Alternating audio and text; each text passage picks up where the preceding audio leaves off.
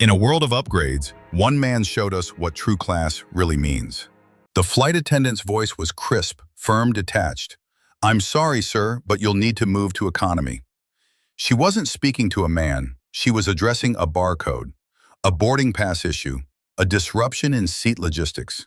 But the man before her wasn't just a passenger. He blinked, momentarily disoriented. His hands, weathered by time and air miles, rested gently in his lap. His suit was pressed by memory, not steam. His tie slightly off-center. But he sat straight, proud, dignified. "I was assigned this seat," he said quietly, offering his boarding pass with trembling fingers. "There's been a reassignment," she replied flatly. "We're overbooked. Someone else paid full fare. I need you to come with me." No apology, no grace, just protocol.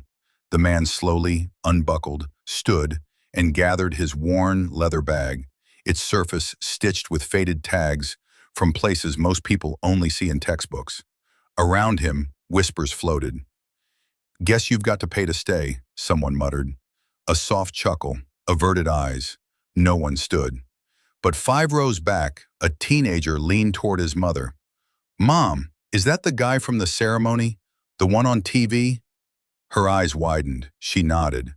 2 rows over, a businessman lowered his newspaper. A combat veteran and coach narrowed his gaze. The whispers shifted. This wasn't just another man. This was Colonel Charles Everett, U.S. Air Force, Vietnam veteran, recipient of the Distinguished Flying Cross, and a recently honored hero for 5 decades of humanitarian flight missions. He'd flown through fire, storm, and war zones to save others.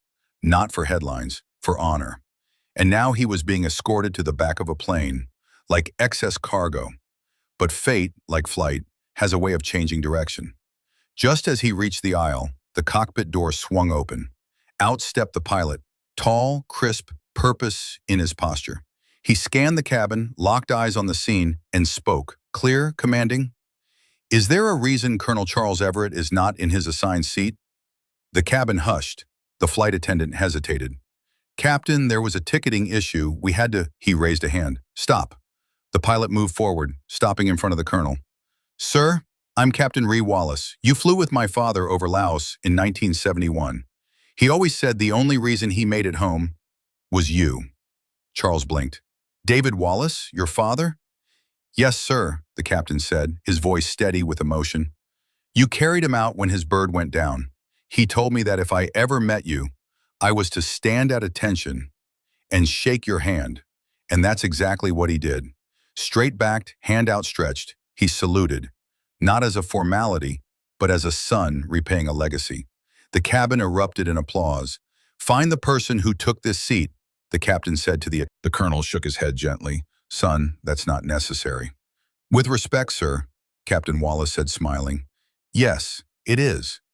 The displaced business class passenger now understood. He stood without hesitation. The colonel returned to his seat, escorted not by airline staff but by the man whose life he had unknowingly saved. As he sat, the cabin rose. Clapping, cheering, a woman reached out. "You deserve more than a seat, you deserve a statue." But Colonel Everett only nodded, humble and resolute. "I was just doing my job." Captain Wallace returned to the cockpit, but before the door shut, he turned, one final salute to the man who once flew through hell to bring others home. When the plane touched down hours later, no one rushed the aisle. They waited, they stood, they honored. Some asked for photos, not for social media, but for history. That day, Colonel Everett didn't just receive a seat, he received something far rarer: justice, respect, and remembrance. Because true heroes don't ask to be noticed, they simply show up, quietly, consistently, and with courage worn like armor.